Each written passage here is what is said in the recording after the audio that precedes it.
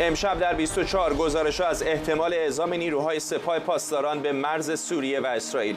وال استریت ژورنال به نقل از یک مشاور دولت سوریه گفته سپاه در حال انتقال نیرو از دیر الزور در شرق سوریه به سمت جنوبه.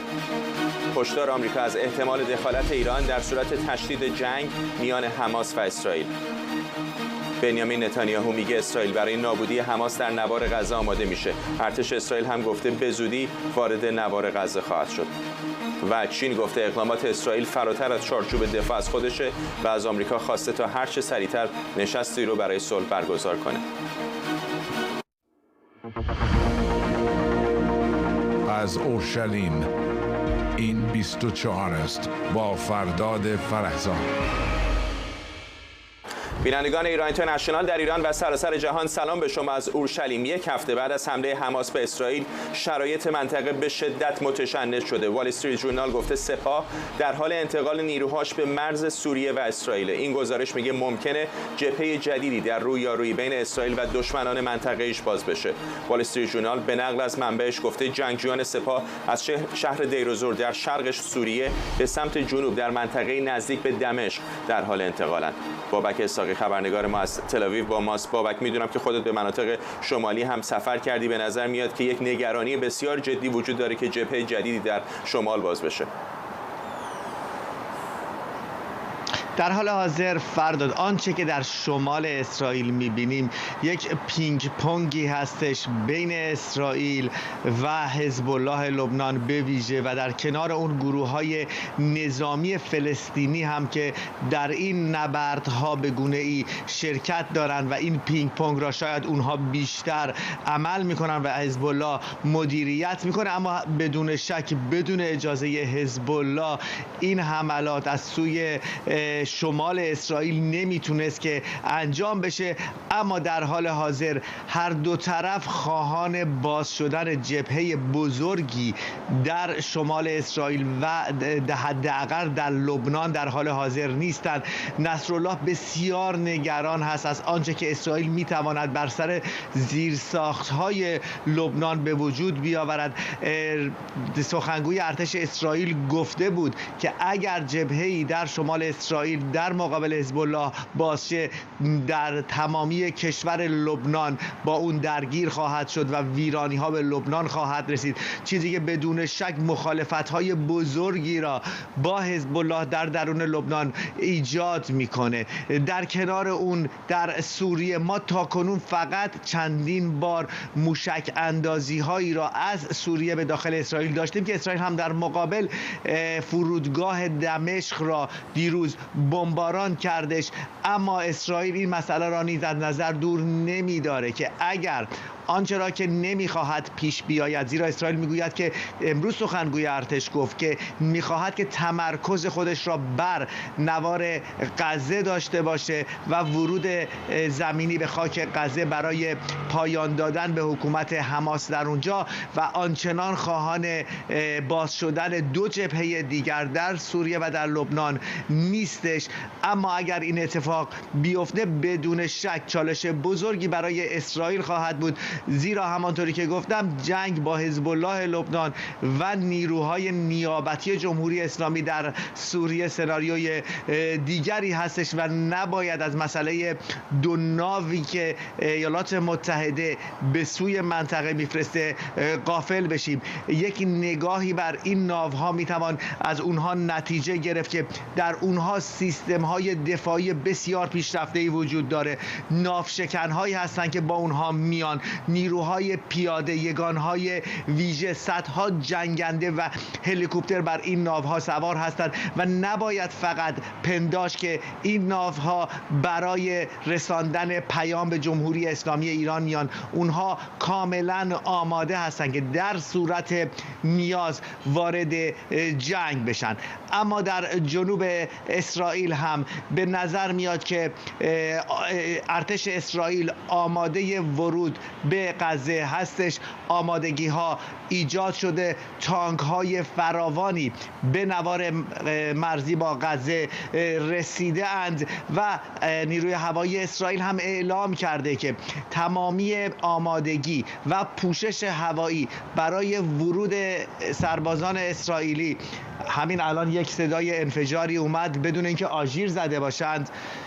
باید بررسی بکنیم که این چی بودی دومین انفجاری هستش که در تل‌آویو در یکی دو ساعت اخیر فرداد روی میده. پیش از اون 2 بار هم آژیر در اینجا به صدا در اومد در تل‌آویو و 2 بار هم فقط صدای انفجار اومد بدون اینکه آژیر بزنن. ارتش اسرائیل گفته که موشک هایی که از سوی نوار غزه پرتاب شده در داخل دریا افتاده و این صدا امکان داره که یا صدای گنبد آهنین بوده و یا فرود این موشک ها. ولی همانطوری که میبینید در حالی که ما داریم در مورد نوار غزه و شمال اسرائیل صحبت میکنیم، در مرکز اسرائیل، در قلب تل‌آویو هم، در قلب اسرائیل تل‌آویو هم میبینیم که تنش ها همچنان وجود داره. خیابان ها و جاده های اسرائیل امروز من در اونها رفت و آمد کردم، کاملا فضای نظامی داره، فضای جنگ داره. سربازان میآیند و میروند، نیروهای زرهی آمد و شده بسیار زیادی در خیابان ها دارند و اسرائیل خودش را برای یک جنگ بزرگ حداقل در حال حاضر در نوار غزه آماده میکنه. فردا ممنونم از تو. بابک اسحاقی، خبرنگار ما در تل‌آویو. 8 روز از حمله نیروهای حماس به اسرائیل که اون رو عملیات طوفان الاقصی نامیدن میگذره و ارتش اسرائیل همچنان در حال پاکسازی مناطق درگیریه. در این مدت بسیاری از کارشناسان نظامی تلاش کردند با تجزیه و تحلیل تصاویر منتشر شده سلاح‌های مورد استفاده توسط حماس رو در این عملیات شناسایی کنند. طناز خامه از منطقه نظامی در جنوب اسرائیل گزارش میده که بخشی از این سلاح‌ها به نمایش گذاشته شده. من در یک منطقه نظامی در جنوب اسرائیل در نزدیکی شهر اشکلون هستم، یکی از مناطقی که اطرافش تحت حملات نیروهای حماس قرار گرفت. امروز ارتش اسرائیل مهمات و تجهیزات نظامی رو که نیروهای حماس استفاده کردن برای روزنامه‌نگاران به نمایش گذاشتن. این مهمات و تسلیحاتی است که نیروهای حماس با خودشون به داخل اسرائیل آوردن و ارتش اسرائیل میگن اینهایی که اینجا ما داریم میبینیم فقط 20% از مهماتی است که نیروهای حماس با خودشون داشتن. به طور مثال اگر نگاه بکنین این RPG یکی از RPG هایی که استفاده شده و گفته میشه توسط ارتش اسرائیل که 1000 تا از این RPG ها رو تونستن کشف بکنن در زمین های این اطراف. در حال حاضر و بعد از حملاتی که از طرف نیروهای حماس شد نزدیک به 1500 نفر از اسرائیلی ها نظامی و غیر نظامی جان خودشون رو از دست دادن و نزدیک به 4000 نفر زخمی در بیمارستان ها هستن. سوال اینجاست که اسرائیل الان آیا آماده هست انتقام سخت خودش رو از نیروهای حماس بگیره یا نه؟ و در این منطقه نظامی ما میبینیم که نیروهای اسرائیلی آماده باش هستن. جوانان اسرائیلی، دختر و پسر، کسانی که به سربازی اجباری اومدن الان راهی جنگ میشن. طناز خامه، جنوب اسرائیل. همزمان در جبهه جنوب رئیس ستاد کل ارتش اسرائیل اعلام کرده که نیروهای این کشور به زودی وارد نوار غزه میشن. بنیامین نتانیاهو نخست وزیر اسرائیل هم گفته که ارتش اسرائیل میدونه همه کشور حامیشن و حالا زمان سرنوشت سازی. آقای نتانیاهو همینطور از تشکیل کابینه اضطراری برای اولین بار خبر داده و گفته که این پیامی برای وحدت ملیه. همزمان جو بایدن در تماس تلفنی با محمود عباس رئیس تشکیلات خودگردان فلسطینی گفته ایالات متحده با شرکاش در منطقه همکاری میکنه تا مطمئن بشه کمک‌های بشردوستانه به غیر نظامیان در غزه میرسه. وزارت بهداشت غزه آخرین آمار کشته‌های فلسطینی رو 2670 نفر و تعداد زخمی‌ها رو 9600 نفر اعلام کرده. ابراهیم رئیسی با رئیس جمهوری فرانسه تلفنی صحبت کرده و گفته اگر جنگ متوقف نشه وضعیت پیچیده میشه و صحنه توسعه پیدا میکنه. دفتر نمایندگی دائم جمهوری اسلامی در سازمان ملل متحد هم گفته اگر اسرائیل قصد حمله به ایران، منافع و اتباع اون رو نداشته باشه ایران در این درگیری مداخله نخواهد کرد. این دفتر گفته جبهه مقاومت به گفته اون توانایی دفاع از خودش رو داره. پیشتر وزیر خارجه جمهوری اسلامی گفته بود که احتمال گشوده شدن جبهه‌های جدید وجود داره. فرزین ندیمی، تحلیلگر امور دفاعی و امنیتی در مؤسسه واشنگتن از واشنگتن دی سی با ماست. آقای ندیمی، مقامات جمهوری اسلامی حرفای ضد و نقیض این روزها میزنن. بعضی اوقات به نظر میاد که یک جورهایی دارن اعلام آمادگی میکنن که شاید وارد این درگیری بشن، بعضی اوقات حرفای دیگری میزنن که به نظر میاد تمایلی به چنین مداخله‌ای ندارن. با توجه به اتفاقاتی که به خصوص در شمال اسرائیل داره میفته، راکت پرانی هایی که از هم سمت جنوب لبنان و هم از سمت سوریه داره صورت میگیره و گزارش وال استریت ژورنال که میگه نیروهای سپاه دارن از دیر و زور میان به سمت جنوب، چقدر محتمل میبینید یک رویارویی بین یا ایران یا نیروهای نیابتیش و اسرائیل؟ البته همونطور که از ابتدا عرض می‌کردم خدمتتون، احتمال رویارویی ایران با اسرائیل بسیار بسیار ضعیف هستش، به خاطر اینکه طوری این صحنه رو جمهوری اسلامی از سالها پیش طراحی کرده که خودش به طور مستقیم نیازی نداشته باشه درگیر بشه. به خاطر طبیعتاً قدرت نظامی که ایران داره میتونه در مقابل اسرائیل رو مجبور بکنه که از توان نظامی خیلی خاصی استفاده بکنه و این چیزی نیستش که طبیعتاً جمهوری اسلامی مایل باشه تحمل بکنه. به خاطر همین نیروهای نیابتی خودش رو در عمق خاورمیانه جوری چیده که بتونه به تدریج کاملا اسرائیل رو به محاصره خودش در بیاره و توان تسلیحاتی اونا رو در سالهای اخیر طوری به تدریج افزایش داده که سطح نگرانی اسرائیل رو از یک طرف بالا ببره، خسته بکنه اسرائیل رو از این نگرانی و از طرف دیگه اونا رو آماده بکنه که اگر این زمانی که نیاز احساس شد میتونن از چند جهت به صورت همزمان تهدید بسیار قابل توجهی رو برای اسرائیل توجه بکنن و الان ما می‌بینیم که این روند در شمال برای حزب الله با موفقیت خیلی زیادی انجام شده، در جنوب برای حوثی‌های یمن هم همینطور، در غزه به خاطر شرایط خاص جغرافیایی غزه خب این مقدار با کندی بیشتری پیش رفته. غزه هنوز حماس با وجود اینکه موشک‌هایی رو داره که بردشون تا 250 کیلومتر ممکنه برسه، ولی از نظر دقت عمل این موشک‌ها دقت لازم رو ندارن، به تعداد کافی هم در دسترس حماس نیستن. ولی خب این توان رو به هر حال حماس داره، به خاطر اینکه نزدیک هستش به مرکز جمعیتی اسرائیل، نزدیک هست به مرکز اسرائیل که بتونه هر زمانی که اراده بکنه، همونطور که دیدیم در شنبه گذشته بتونه رخنه بکنه به داخل مرز اسرائیل. ولی اسرائیلی‌ها در این سال اخیر بر این تهدید شاید چندان جدی نمی گرفتن و همونطور که مشاور امنیت ملی اسرائیل هم گفته که اشتباه می‌کرده که فکر کرده حماس در مقابل اسرائیل بازدارندگی داره.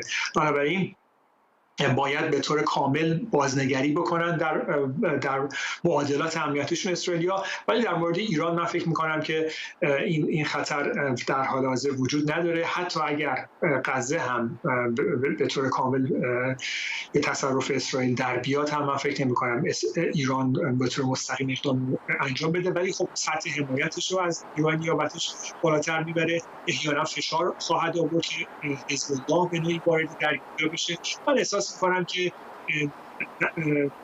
شیخ نصرالله فرمانده حزب الله این مقداری احتراز می‌کنه، این مقداری برای درگیر کردن خودش در این جنگ ملاحظاتی داره و من احساس می‌کنم که جمهوری اسلامی از این بابت چندان خوشنود نیست و بحثی در این مورد بین دو طرف درگیر هست که تا چه حد حزب الله وارد معادلات بشه.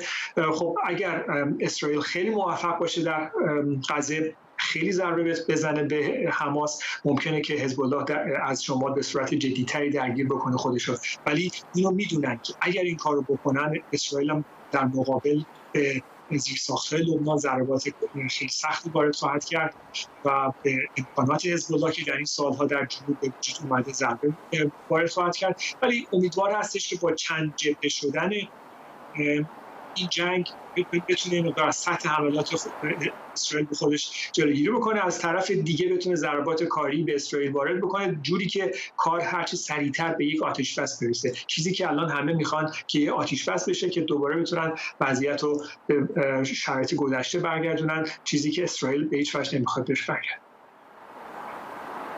ولی هشدارهای نسبتا مستقیمی هم ایران به خصوص گزارش‌هایی هستش که از طریق یک واسطه در سازمان ملل به اسرائیل داده که اگر اقداماتش در غزه بسیار جدی باشه و کشتار زیاد باشه و بخواد واقعا حماس رو اونجا نابود بکنه، ممکنه شرایط در منطقه تغییر بکنه. احتمالاً همون استفاده از نیروهای نیابتی مثل حزب الله خواهد بود برای باز کردن یک جبهه جدید. ولی اسرائیلی‌ها به نظرتون چقدر همچنان خریدار این بحث از سمت جمهوری اسلامی خواهند بود که نه این ما نیستیم، گروه‌های مقاومت هستن، با توجه به اینکه اسرائیل به خوبی میدونه که چه کسی پشت اون هست؟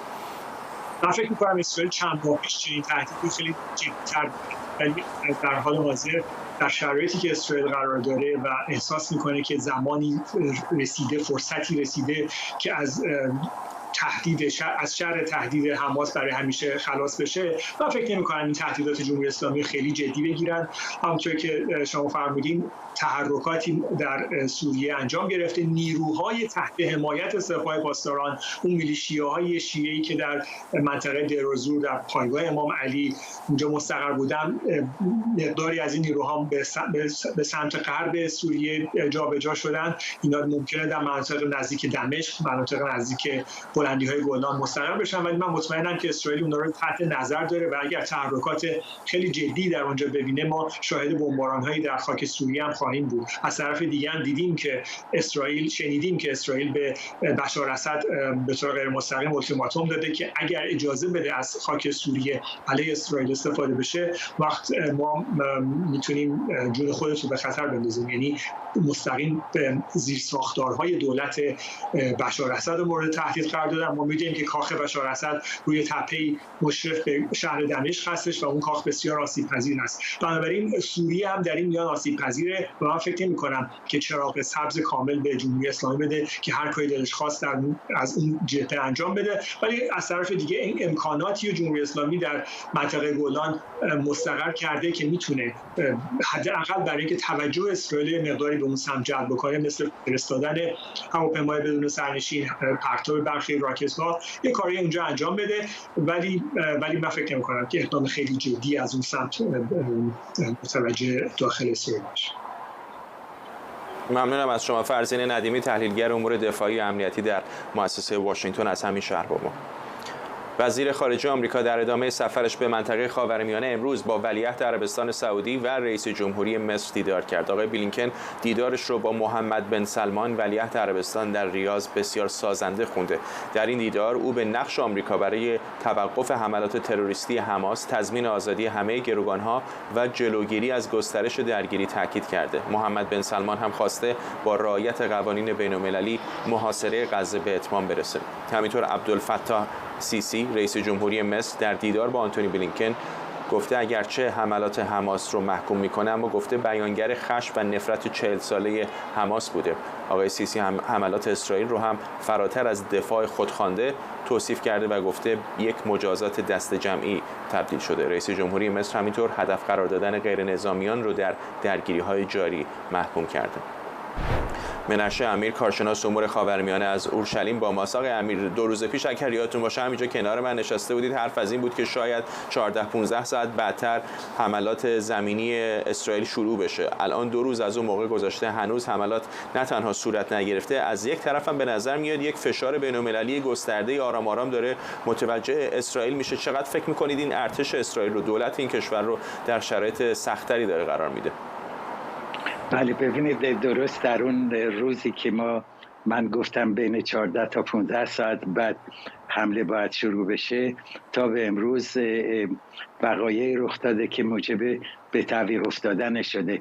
یکی این که در روزهای گذشته شبک، یعنی سرویس امنیت داخلی اسرائیل، با تحقیقات و بازپرسی‌های گسترده‌ای که از دستگیر شدگان، رزمندگان دستگیر شده فلسطینی و حماس انجام داده، اطلاعات بسیار ذی‌قیمتی رو به دست آورده که میتونه در حمله کنونی به هدف نابود کردن سران رژیم حماس مورد استفاده قرار بده و این مستلزم ایجاد تغییراتی در برنامه ریزی ها بود و در همین حال هم با استفاده از این اطلاعات 2-3 نفر از نخبگان و فرماندهان ارشد حماس رو در غزه یافتن و نابودشون کردن.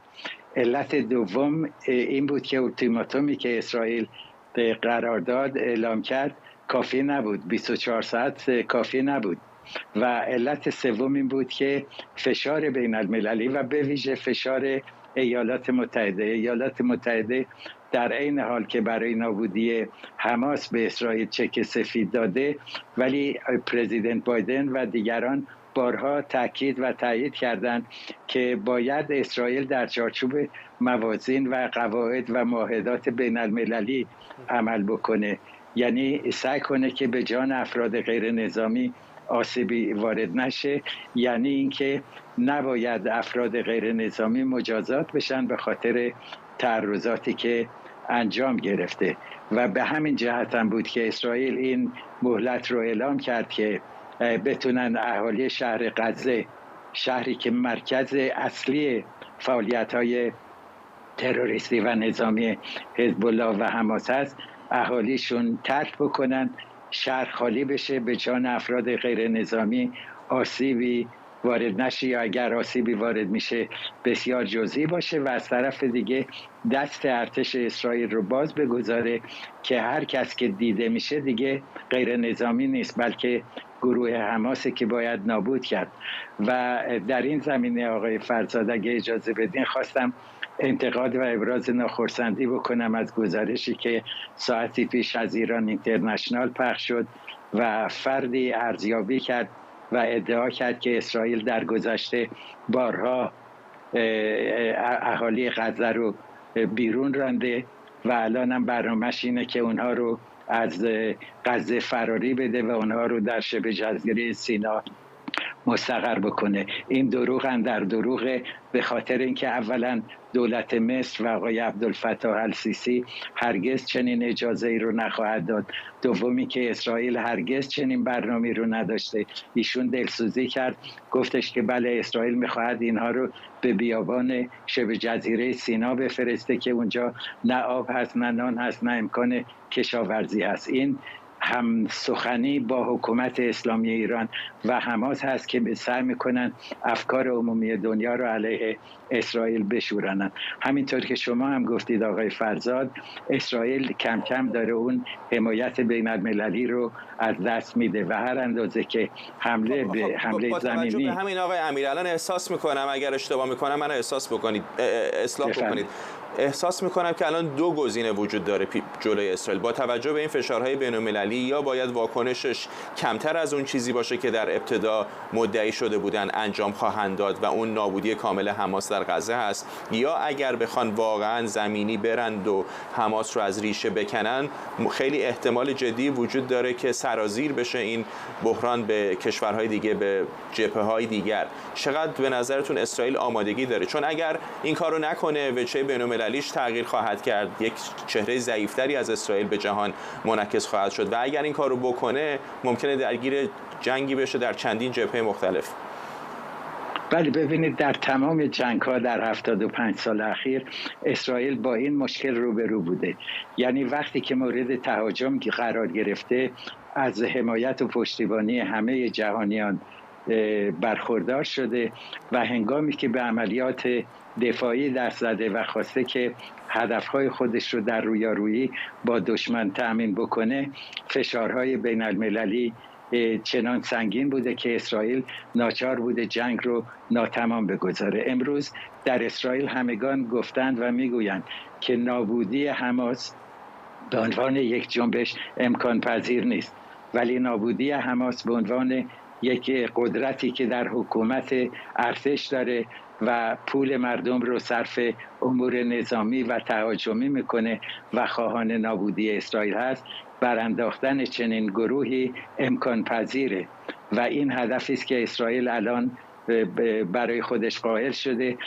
به حمله زمینی نیاز داره، چون اون چرا که از طریق هوایی میشد نابود کرد انجام داده و امروز باید به تونل ها بپردازه، به انبارهای اسلحه بپردازه، به مواضعی که حماس از اونجا به موشک پرانی به سوی خاک اسرائیل ادامه میده و دو موضوع مهم دیگر، یکی این که فرماندهان و سرکردگان حماس رو تا اونجایی که میتونه بیابه و نابود بکنه و شاید هم بتونه که اون افراد غیر نظامی رو که به گروگان گرفته شدند آزاد بکنه. مسلماً این یک رسالت ساده برای اسرائیل نیست و این نگرانی وجود داره که جنگ ممکنه هفته ها و ماه ها ادامه پیدا کنه و از این نظر اسرائیل زیر فشار بین المللی قرار داره و حتی پرزیدنت عبدالفتاح السیسی که میشه گفت دوست اسرائیل و همکاری میکنه با اسرائیل در مورد موارد غزه،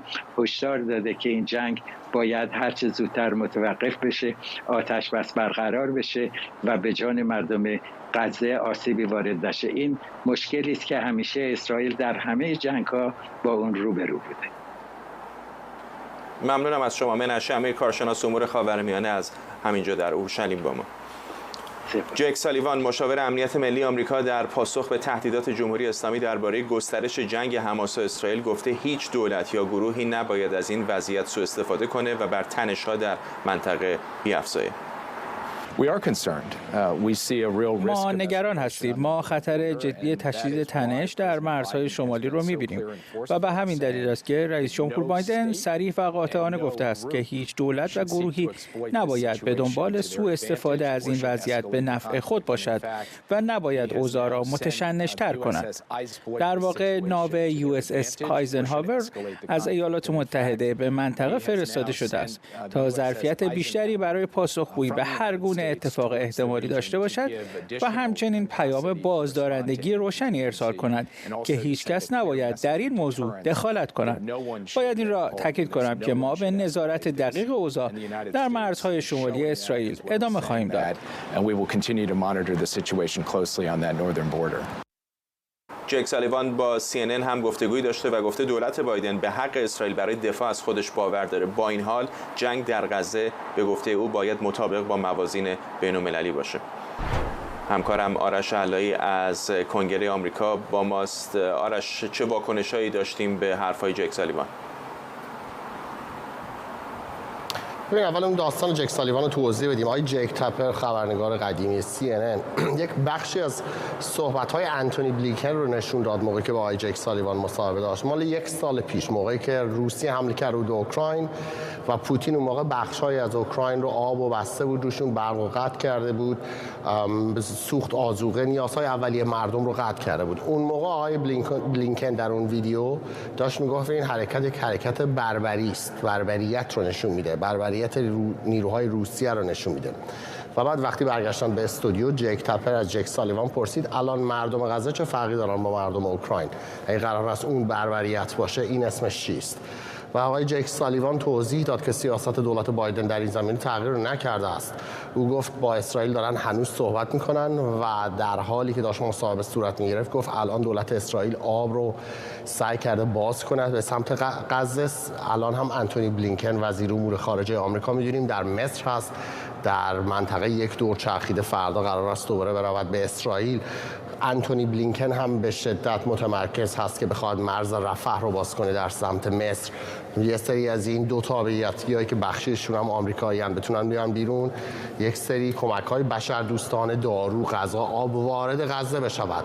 بنابراین جک سالیوان گفت هنوز سیاست دولت آمریکا تغییر نکرده است. از اونور سفیر اسرائیل در سازمان ملل اومد به جک تپر گفتش که برق و آب غزه قطع شده، نه به خاطر که دولت اسرائیل اون رو قطع کرده، به خاطر که حماس اون رو قطع کرده. ایشون متهم کرد که حماس یه سری از لوله‌های آب رو ترکونده، یه سری از پست‌های برق رو منفجر کرده، باعث شده از قطع بشود آذوقه، یه سری بالاخره احتیاجات اولیه مردم در غزه. و ایشون گفت این کار حماس هست، نه اسرائیل. تمام تلاشش رو خواهد کرد دولت اسرائیل که بخواهد این نیازهای اولیه رو دوباره برگردونه. و به نظر می آید این داستان همین چیزی که شما داشتید صحبت می‌کردید بخشش با آقای منشه امیر، این است که این فشارهای بین‌المللی الان به اسرائیل داره زیادتر می شود برای اینکه بخواهد یک چهره‌ای از خودش نشون بدهد که مطابق با موازین بین‌المللی باشد. اینکه حق اسرائیل رو دولت آمریکا به رسمیت میشناسد، نه تنها به رسمیت میشناسد، حتی میگوید باور دارد اسرائیل باید عملیات نظامی انجام انجام بدهد. اما اینکه این عملیات نظامی در چشم دنیا چگونه خودش رو نشون میدهد، اینجا امروز چندین و چند تن از کارشناسان، میدونی فرداد امروز یک شنبه است، برنامه‌های خبری تلویزیونی، برنامه‌های تحلیل در واشنگتن دی سی از صبح شروع می شود. کارشناسان از صبح دارن میآیند میگویند شاید این یک تله حماس است برای اسرائیل، شاید حماس تله گذاشته است. بله هیچ کس تعجب نمی کند یک گروه تروریستی اسلامی بخواد از مردم به عنوان سپر استفاده کنند. ما قبلا هم اینا رو دیده بودیم از گروه‌های تروریستی اسلامی دیگر. ولی وقتی اتفاق افتاد، اگر نیروی اسرائیل رفت اونجا و مجبور شد مردم رو بکشد، اگر مجبور شد با صحنه‌های مواجه بشود که خیلی خیلی وحشیانه تر از این چیزی بوده که تا حالا دیدیم، اون موقع چه تأثیری روی اسرائیل خواهد گذاشت؟ به نظر میاد آمریکایی‌ها، مقامات ارشد دولت بایدن که اونجا هستن، کارشناسان هم که در تینک تانک‌های واشنگتن دی سی هستن، دارن اینو گوشزد میکنن به اسرائیل، به اینکه شاید این یک تله است، شاید نباید بیفته توی دام ایران یا قلاب رو در واقع گاز بزنه و بره داخل غزه. شاید راه‌های دیگری هم وجود دارد و وقت دارن اسرائیلی‌ها فکر کنن به این قضیه. در ضمن آقای جک سالیوان بگم فشار زیادی هم اینجا توی کنگره بهش هست. دیروز خانم مارشا بلکبرن نماینده جمهوری خواه اومد به فاکس نیوز و به شدت دولت بایدن رو سر پولهای جمهوری اسلامی، آزادسازی دارایی‌ها، نفت جمهوری اسلامی که فروشش بالا رفته، به شدت زیر انتقاد گرفت و گفت جک سالیوان مشاور ارشد امنیت ملی دولت بایدن باید استعفا بدهد به خاطر بی‌لیاقتی، اون چیزی که خانم مارشا بلکبرن گفت. بنابراین اینجا در کنگره آمریکا هم یک مقدار فشارها داره به دولت بایدن بیشتر می شود، دارن سعی می‌کنن بهشون فشار بیارن، مخصوصاً در مورد اینکه رابطه جمهوری اسلامی با حماس چیست. بعضی‌ها اینجا در آمریکا میگویند اینکه دولت بایدن ادعا می‌کند که جمهوری اسلامی از این مسئله‌ای که حماس حمله کرده است به اسرائیل سورپریز شده، همچین چیزی ادعای خنده‌داری است. میگویند اصلا همچین چیزی محال است که جمهوری اسلامی سورپریز بشود. وقتی خودشون پول دارن میدن، سلاح دارن میدن، تجهیزات میدن، کمک میکنن به اینکه اینها آموزش ببینن، دیگه سورپریزی وجود ندارد. قرار است که اینها بخوان برن اونجا حمله بکنن. ممکن است تاریخش رو دقیقاً رهبران ایران نمیدونستن، اما این ایده که الان جمهوری اسلامی پشت اینهاست و اینکه باید فشار بیشتری به جمهوری اسلامی وارد شه، یواش یواش داریم میبینیم در کنگره آمریکا پا میگیره. منتها تا وقتی که هنوز هم رئیس مجلس ندارد، فعلا تمام اینها در حد صحبت باقی خواهند ماند. ممنونم از سوهر شعله‌ای خبرنگار ما در کنگره آمریکا. 10:01 شب به وقت اسرائیل، بیننده پوشش ویژه 24 هستید از جنگ اسرائیل و حماس زنده از اورشلیم.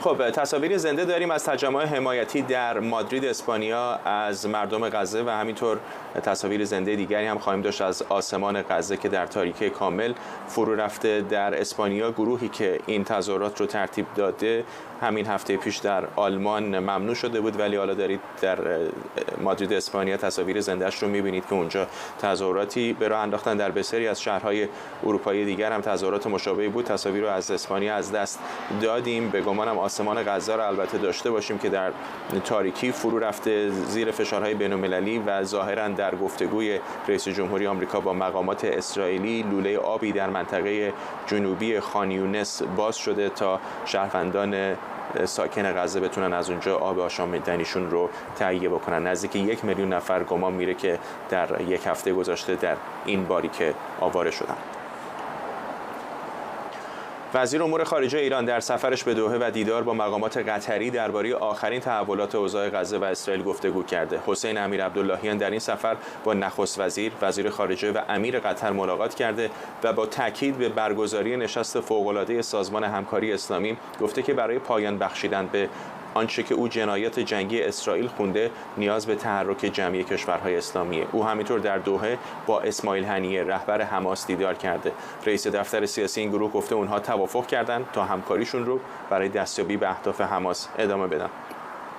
شاهزاده رضا پهلوی هم در مصاحبه‌ای با فاکس نیوز با اشاره به نقش سپاه در ناامنی منطقه گفته اگر می‌خواهید این سرطان رو به گفته او از بین ببرید باید چشم اختاپوس رو در بیارید و راه حل تغییر رژیم در تهرانه. اینجا در اورشلیم همکارم اردوان روزبه به ما پیوسته با واکنش‌های بین‌المللی شروع بکنیم به وضعیت در غزه و فشاری که الان روی اسرائیلی‌ها وارد شده برای حمله زمینی. خب من فکر می‌کنم مسئله مهمی که وجود داره که ما در این تعللی که الان شما در روی زمین از اسرائیل می‌بینید، به رغم اینکه در دقایق اولیه از لحظات اول بنیامین نتانیاهو هیئت در واقع دولت و همه اونا مؤکد بر این تاکید کرده بودن که به قول قدیمی‌ها خاک غزه رو به توبره خواهند کشید، اما می‌بینید که این زمان داره میگذره. بارها و بارها تقریباً حداقل 4 اطلاعیه رو من دارم از ارتش اسرائیل می‌بینم که اعلام می‌کنه ما آماده هستیم و این یعنی اینکه تا ساعاتی دیگه عملیات خواهد شد، اما می‌بینید که این اتفاق نمی‌افته. من مطمئنم با این چیزی که من از جبهه‌های شمال دیدم تا الان که امروز در مناطق پایین هم حتی از نزدیک در مرز غزه هم بودم، چیزی که هست اینه که قطعاً روی زمین اسرائیل مشکلی نداره، تجهیزات کافی رو داره، نیروی کافی رو داره، آماده باش کافی رو داره و حقیقتش رو بخواید من فکر می‌کنم سربازانش انگیزه کافی رو برای این کار دارن. اما آن چیزی که اسرائیل داره به نظر من بهش فکر می‌کنه مسئله همین واکنش است. ببینید شما در حال حاضر دارید در یک شرایطی قرار میگیرید که تمام جهان عرب میتونن پتانسیل این دارن که روبروی شما بایستن. در چه شرایطی؟ در حالی که در سال 2021 با توافق ابراهیم بنا میشه برای اینکه یخ‌ها باز بشه. کم کم سفرهایی به قطر، به امارات، توافقاتی با عربستان سعودی و همین توافق اخیر با سعودی که تقریبا ما میتونیم بگیم میتونست اتفاق کاملا متفاوت هم برای جهان عرب و هم برای اسرائیل باشه. اما همه اینا رو وضعیت انتظار قرار گرفته و این نشون میده که به اساس اسرائیل به این مسئله هم داره فکر میکنه. این وضعیت انتظار باقی نمیمونه. این در نهایت ممکنه که باعث میشه جهان عرب به یک توافق برسن و اون توافق میتونه خطر بزرگ باشه. نکته دومی که وجود داره این هستش که در نهایت به نظر من اسرائیل به رغم اینکه میگه در جبهه‌های مختلف حاضر به جنگه، اما یه حقیقتی است که روی زمین قضیه خود فرق میکنه. شما با زخم مزمنی روبرو هستید که سالهای سال از ناحیه جنوب لبنان براتون وجود داشته، از ناحیه حماس وجود داشته، از ناحیه دشمنان دیگه در سوریه داشتید. حالا واقعیت اینه که کار ممکن به زبان برای تهدید در میدان مبارزه و نبرد بگید در همه جبهه‌ها حاضر هستید بجنگید، اما واقعیت اینه که ممکنه در محاسبات شما این هم چندان اعتماد شما رو بر نانگیزه برای حمله. به این دلیل من فکر می‌کنم کنار هم قرار گرفتن این مسائل باعث این شد که اسرائیل با تعلل بیشتر این کارو بکنه. این تعلل به معنای نیستش که اسرائیل این کارو نخواهد کرد. به یقین میشه گفت اسرائیل آماده است به خاطر حتی مسائل داخل کشور و ائتلافی که الان به وجود آمده. دولت ائتلافی به هر حال شکل گرفته. مسئله تغییر سیاست غذایی در کشور یه شکاف اساسی بوده، مخصوصا حتی در ارتش. حالا اینا همه در کنار هم قرار گرفتن و به تبع تمام اینا یه حرف دارن میزنن. نتانیاهو واقعیتشو بخواید آیندهش رو با تضمین بکنه به اینکه آنچه که گفته عملی بکنه و اگه نتونه عملی کنه اولین چیزی که از دست خواهد داد اعتبار دولت در داخل خواهد بود. نکته دوم و بچه اسرائیل به هر حال اگرچه ممکنه درگیری بین نمایندگان مختلف در کنست در جای دیگه وجود داشته باشه، اما همه دنیا اسرائیل یک پارچه می‌بینن. در نهایت معتقدن که این اسرائیلی که در نوع عملکرد خودش یک پارچه است. پس این تقریبا میشه گفت غیر ممکنه. اما مسائل بعد رو باید در نظر بگیرید. گیریم فردا صبح شما حمله کردید و حتی در ظرف 10 ساعت غزه رو گرفتید. واقعا بعدش میخواید چیکار کنید؟ من فکر میکنم اون چیزی که حتما سران نظامی و سران حکومت در اسرائیل دارن بهش فکر میکنن. آیا شما غزه رو میگیرید بعد رهاش میکنین؟ آیا شما غزه رو میگیرید بعد حکومت خود مختار اونجا اعلام میکنین و آدم تازی رو میذارید؟ بعد جهان عرب چه خواهد کرد؟ اردن امروز با صراحت گفته خط قرمزش غزه است. مصر به نوعی اگرچه گذرگاه رفح بسته اما اظهار نظر کرده، عقب وایستاده، قطر همینجور. اینها همه در کنار هم در نظر بگیرید که خطر دیگر هم وجود داره. به هر حال نیروهای سپاه در مرزهای سوریه داره نزدیک میشه به اسرائیل. ممکن این توانو به اون معنا نداشته باشه، اما این جبهه چندگانه میتونه باعث این خطر بشه که شما نتونید آنچه که میخواید در زمان کوتاه به دست بیارید و جنگ مزمن، جنگ دراز مدت بزرگترین خطر برای اسرائیل محسوب میشه. ممنونم از تو اردوان روزبه، همکارم اینجا در اورشلیم با ما. در ادامه تلاش دیپلماتیک برای پایان دادن به جنگ میان حماس و اسرائیل، چین اقدامات اسرائیل رو فراتر از دفاع از خود توصیف کرده. وزیر خارجه چین طی تماسی تلفنی با وزیر خارجه عربستان گفته اسرائیل باید صادقانه به درخواست جامعه بین‌الملل و دبیرکل سازمان ملل گوش کنه و مجازات دست جمعی مردم غزه رو خاتمه بده. چین همینطور گفته فرستاده ویژه‌ای رو به منطقه اعزام میکنه. وزیر خارجه چین با آنتونی بلینکن هم گفتگوی تلفنی داشته و از آمریکا خواسته تا هر چه زودتر یک نشست بین‌المللی برای صلح برگزار کنه. بن سبتی، پژوهشگر مسائل ایران و اسرائیل از تل‌آویو با ماست. آقای سبتی، خیلی کشورها الان به اشکال مختلف درگیر این جنگ اسرائیل و غزه هستند. چقدر فکر می‌کنید نقشی که چین میتونه بازی بکنه پررنگه؟ با سلام و شب بخیر به شما و بینندگان. اسرائیل چین رو به عنوان یکی از کشورهایی می‌بینه که با جمهوری اسلامی پیمان‌های زیادی داره. ما قرارداد 25 ساله رو به یاد داریم و همینطور فروش نفت بسیار به چین به قیمت ارزون، طوری که خزانه جمهوری اسلامی رو واقعا بسیار پر کرد و باز هم به ضرر مردم خود ایران هم بود، ولی خب جمهوری اسلامی به این موضوع اهمیتی نمیده و برای همین چین یکی از قطب‌هایی هست که باید اسرائیل روش تأثیر بگذاره و سعی کنه که یک شکافی، یک دوگانگی به وجود بیاره. حالا از طریق آمریکا میتونه باشه، از طریق کشورهای دیگه میتونه باشه، ولی وزنه چین و مسلماً وزنه روسیه اونجور که ما میشناسیم دیگه از وقتی که مخصوصاً جنگ اوکراین به وجود اومده و آقای نتانیاهو اتفاقا خیلی روی روسیه حساب میکرد و چقدر با آقای پوتین تعارف میکرد و دوست من حسابش میکرد، ولی الان به خودش اومده و میفهمه که این دو کشور واقعا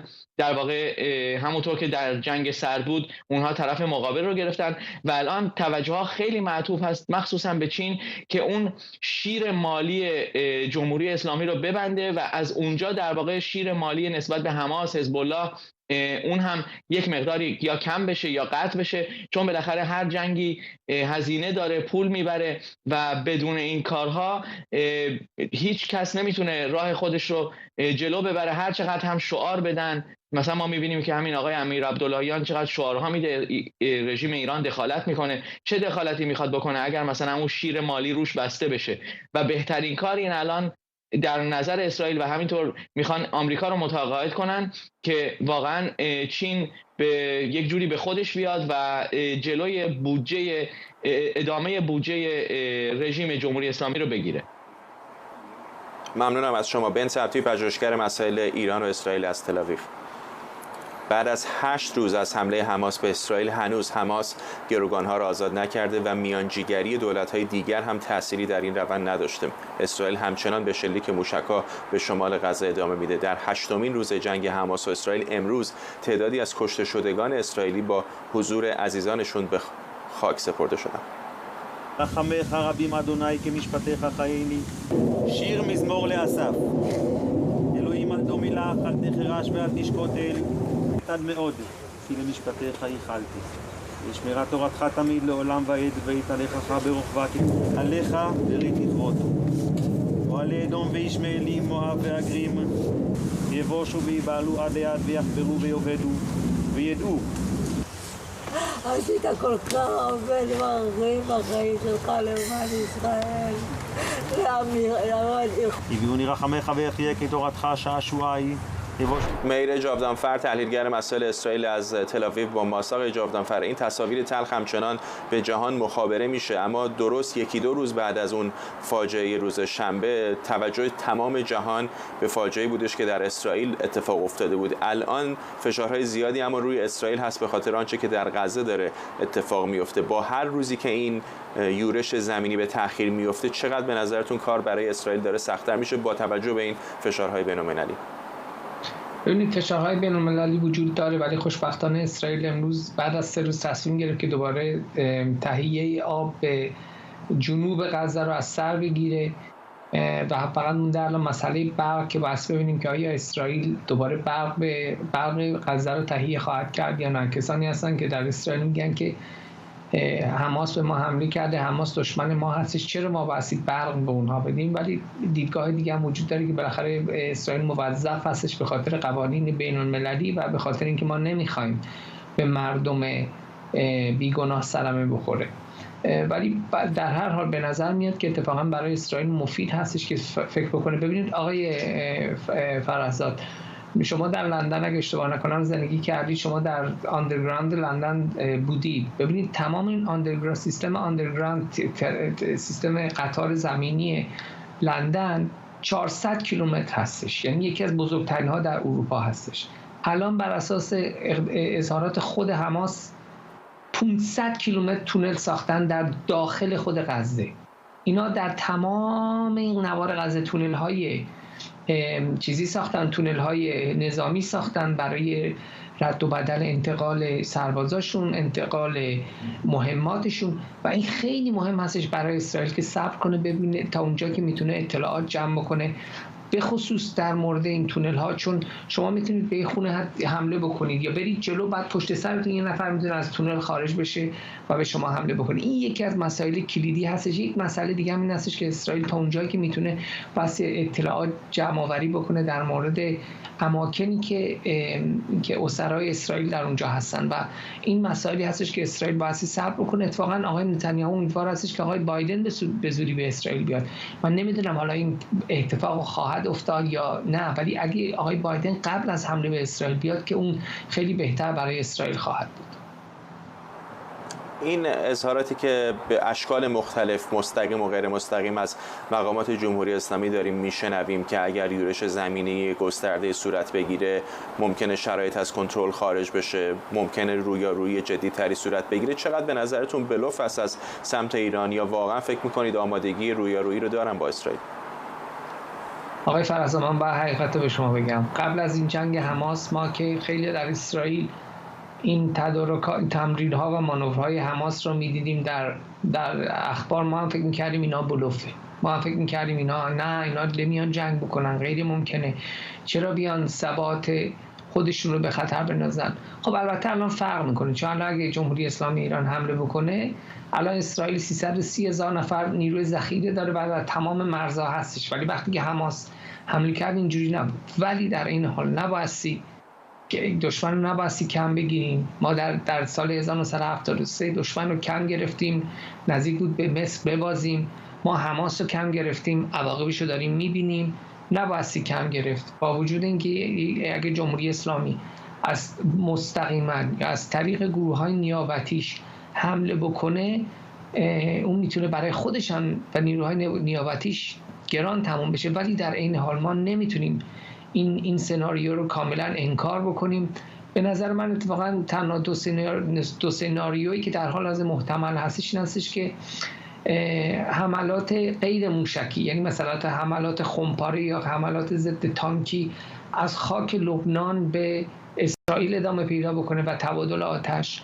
یه سناریو دیگه هم که نمیشه ازش چشم پوشی کرد، حوثی‌ها در یمن هستن که اگر واقعا تنش بره بالا بین اسرائیل و لبنان نخواد از موشکاش استفاده بکنه به خاطر واکنش اسرائیل، شاید جمهوری اسلامی ایران متوسل بشه به حوثی‌ها در یمن که از اونجا به شهرهای جنوبی اسرائیل حمله بکنن، چون حمله کردن به یمن برای اسرائیل تقریبا دشوارتر خواهد بود تا حمله کردن به لبنان که کشوری هستش که هم مرز ما هستش و ما در موردش خیلی اطلاعات داریم. ممنونم از شما. مهر جاودانفر، تحلیلگر مسائل اسرائیل از تل آویو.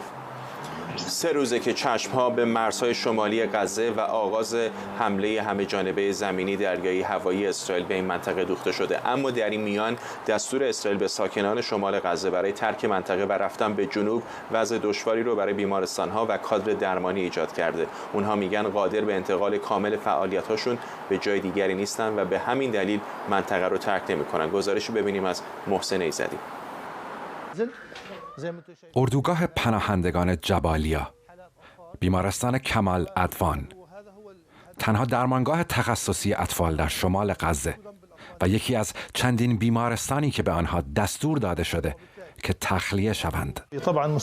بیمارستان اطفال در برگیرنده بخش‌های مهمی از جمله ICU و تنها درمانگاه تخصصی در شمال غزه است. در این بخش همینطور که می‌بینید کودکانی بستری‌اند که به ونتیلاتور وصلن. حالا از ما خواسته شده که بیمارستان رو تخلیه کنیم. این بچه‌ها رو ما باید به کجا ببریم؟ اونا به ونتیلاتور وصلن و حرکت دادنشون غیر ممکنه، چون که براشون به شدت خطر داره. همکنون بخش مراقبت‌های ویژه نوزادان تقریباً با ظرفیت کامل در حال فعالیت است.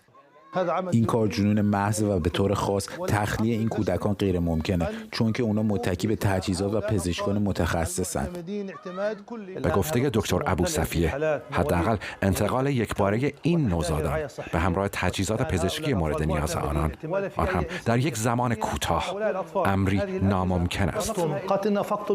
اگه میخواین ما رو بکشین، ما رو در حال کار در اینجا بکشین. ما اینجا رو ترک نمی‌کنیم. آماده سازی مرکز دیگه روزها و هفته‌ها زمان میبره. متاسفانه در شرایط اسفبار فعلی جایی برای رفتن نمونده. وضعیت خطرناکیه. میتونم پیشاپیش بهتون بگم که انتقال این بچه‌ها از این مکان مثل اینه که حکم اعدامشون صادر شده باشه. این تجهیزات تنها با برق و اکسیژن کار میکنن. این در شرایطی است که حتی در صورت انتقال بیماران و تجهیزات پزشکی از شمال به جنوب غزه مشکلات کادر درمانی حل نخواهد شد. به عنوان مثال بیمارستان ناصر در شهر خان یونس همکنون به دلیل ورود بیوقفه مجروحان حملات با چالشی بی سابقه روبروست. از یک سو خستگی مفرط کادر درمان و از سوی دیگر سوخت رو به اتمام ژنراتورها و امکان قطع کامل برق در دومین بیمارستان بزرگ خان یونس. واقعیتش اینه که دست ما بسته است. ما هم در بخش‌ها هم در ICU چندین بار تعداد تخت‌ها رو بیشتر کردیم و الان ظرفیتمون تکمیله. ما نیاز به یک آتش بس داریم. لازمه که برخی از این بیماران به بیمارستان دیگه‌ای منتقل شن. معمولاً در شرایط اینچنینی کمک‌هایی از کشورهای نزدیک میاد. به همین خاطر مرزها باید برای این بیماران که جراحات سنگین و پیچیده دارن باز بشن. ما به مراکز تخصصی نیاز داریم. بر چنین بستری کاروان کمک‌های امدادی همکنون چشم انتظار باز شدن گذرگاه رفح در مرز جنوبی غزه با مصر هستند. محسن ایزدی، لندن. همکارم اشکان صفایی اینجا در اورشلیم به ما پیوسته همین حین گزارش دیدیم که ظاهرا دوباره ارتش اسرائیل مواضع حزب الله رو در جنوب لبنان بمباران کرده. درسته. اوضاع در مرز اسرائیل و لبنان اوضاع ناآرامی هست. اما موضوع اینه که دست کم اون چیزی که رسانه‌های اسرائیلی از قول مقامات اسرائیل میگن که اسرائیل اصلا علاقه ای نداره به اینکه الان در مرز شمالیش با حزب الله درگیر بشه. تمام تمرکزش رو اسرائیل میخواد بذاره بر نوار غزه و درگیری با حزب الله نداشته باشه. اما شاید این چیزی نیست که حزب الله میخواد. اون چیزی که من داشتم میدم مثلا کانال 11 اسرائیل همین ساعتی پیش گفت این هست که در واقع از قول در واقع سخنگوی ارتش اسرائیل این هست که سخنگوی ارتش اسرائیل میگه حزب الله با حمایت جمهوری اسلامی قصد داره که پای اسرائیل رو به جنگی هم در شمال باز کنه. تا الان طرفین به نظر میاد تونستن تا حدود این موضوع رو حالا مدیریت بکنن، علی‌رغم اینکه حتی امروز برای اولین بار یک غیر نظامی هم در اونجا بر اثر شلیک یک موشک ضد تانک از طرف حزب الله کشته شد. باز هم ما شاهد این نبودیم که ارتش اسرائیل بخواد حملات گسترده‌ای رو درون خاک لبنان انجام بده. عمدتاً به حملات کوچک هر دو طرف تا الان در واقع بسنده کردند، اما این احتمال همچنان وجود داره که اگر که و زمانی که اسرائیل به صورت زمینی وارد خاک نوار غزه بشه، در اون زمان حزب الله بخواد حداقل به تحریک جمهوری اسلامی شاید در واقع به خواست خودش یک جبهه درگیری جدیدی رو در مرز شمالی اسرائیل هم باز بکنه. به نوار غزه اشاره کردی. یک سوال بزرگ الان برای خیلی‌ها هست که وارد هفته دوم داریم میشیم و چرا هنوز یورش زمینی شروع نشده؟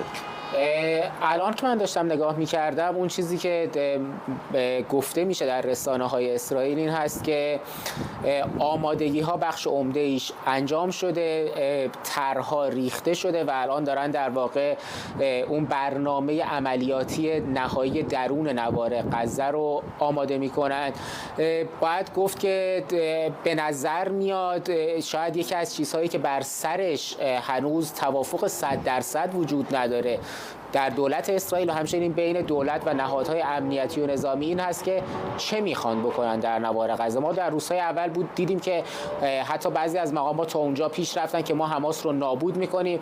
اون چیزی که الان به نظر میاد که دست کم برخی دیگر از مقامات نظرشون هست این هست که حماس رو به شدت تضعیف بکنن، بخش عمده رهبری حماس رو در واقع بازداشت بکنن یا از بین ببرن، بکشن، سعی بکنن هر چقدر که میتونن گروگانها رو آزاد کنن. اما نابودی حماس به نظر میاد که در واقع در دستور کار نیست به اون شکل. اون چیزی که گفته میشه این هست که نابودی حماس و نابودی کامل قدرت نظامی حماس سالها به درازا میکشه، در صورتی که ارتش اسرائیل و سیاستمداران اسرائیل به نظر میاد که خواهان جنگی هستن که بیشتر از چند هفته به درازا نکشه. ولی اگر خیلی کوتاه بگی، اگر نتونن حماس رو کامل نابود بکنن، برای وجه اسرائیل خیلی جالب نخواهد بود. برای وجه اسرائیل جالب نخواهد بود، اما اگر هم بخوان حماس رو نابود بکنن، اون مدت زمانی که طول میکشه و اون کشتاری که احتمالاً صورت خواهد گرفت هم درون اسرائیل بد خواهد بود، هم اون هم برای وجه اسرائیل بد خواهد بود. ممنونم از تو اشکان صفای همکارم اینجا در اورشلیم با ما، و ممنونم از شما که ما رو در این پوشش ویژه بخش اول برنامه 24 همراهی کردید. برنامه رو با تظاهرات حمایتی از اسرائیل در نیوجرسی در آمریکا به پایان میبریم.